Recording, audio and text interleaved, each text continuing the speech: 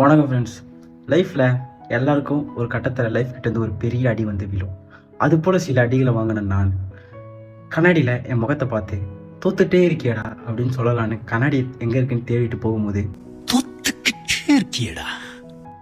அன்றைக்கி ஒரு நாள் திங்க் அண்ட் க்ரோ ரிச் அப்படின்ற ஆடியோ புக்கில் கேட்ட ஒரு மோட்டிவேட்டட் ஸ்டோரி எனக்கு ஞாபகம் வந்தது.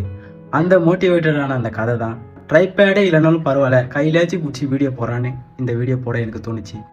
அந்த கால மக்கள் மத்தியில் தங்கத்தின் மீது ஒரு பெரிய ஆசை இருந்தது. அப்படி தங்கத்தின் மீது ஆசைப்பட்ட டார்வினும் அவருடைய மாமாவும் ஒரு பெரிய பணக்காரன் ஆகிறோன்ற ஒரு ஆசையில் மேற்கு அமெரிக்காவை நோக்கி தங்க வேட்டைக்கு புறப்படுறாங்க. மேற்கு திசையை அடைஞ்ச அவங்க சில கருவிகளை கொண்டு அந்த தங்க வேட்டையை ஸ்டார்ட் பண்ணுறாங்க. தோண்டிகிட்டே இருக்கும்போது இடையில சின்ன ஒரு சிறு தங்க துகள்கள் அவங்களுக்கு கிடைக்குது. இது மூலிமா அவங்க இந்த இடத்துல தங்கம் நிறைய இருக்கிறத கன்ஃபார்ம் பண்ண அவங்க எந்திரங்கள் வாங்க இன்னும் அதிகமாக காசு தேவைப்பட்டதுனால அவங்க சில சொந்தக்காரங்க கிட்ட மட்டும் சொல்லி அவங்க கிட்ட காசு வாங்கிட்டு திரும்பவும் தன்னுடைய பல எந்திரங்களோடனே அந்த வேலையை ஸ்டார்ட் பண்ணுறாங்க. தோன்றாங்க ஆனால் இந்த வாட்டி எந்த ஒரு தங்கமும் கிடைக்கிறது இல்லை. முயற்சியை கைவிட்ட அவங்க தாங்கள் வாங்கின அந்த எந்திரம் எல்லாத்தையும் ஒரு இரும்பு கடைக்காரர்கிட்ட கொடுத்துட்டு தன்னுடைய வீட்டுக்கு ட்ரெயின் பிடிச்சி போகிறாங்க. புத்திசாலித்தனமான அந்த இரும்பு கடைக்காரரு ஒரு இன்ஜினியரை கூப்பிட்டு அவங்க எதனால் முயற்சியை கைவிட்டாங்க, ஏன் அவங்களுக்கு தங்கம் கிடைக்கலன்னு ஒரு இன்ஜினியர் கூப்பிட்டு யோசிக்கும் போது தான் தெரிஞ்சது அவங்க தங்கத்துக்கு 3 அடிக்கு முன்னாடியே அந்த முயற்சியை கைவிட்டுட்டு இருக்காங்க. இதை பயன்படுத்தி கொண்ட அந்த இரும்புக்காரர் அந்த தங்கத்தை தோண்டி எடுத்து ஒரு பெரிய பணக்காரனாக வராரு.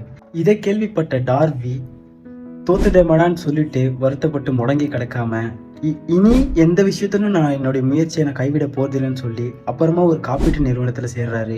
வருங்காலத்தில் அவர் பல தொழில்களை துவக்கி அதில் முன்னேறாரு. ஒரு தொழிலையும் அவர் முயற்சியை பின்வாங்காம அவர் இருந்திருக்காரு.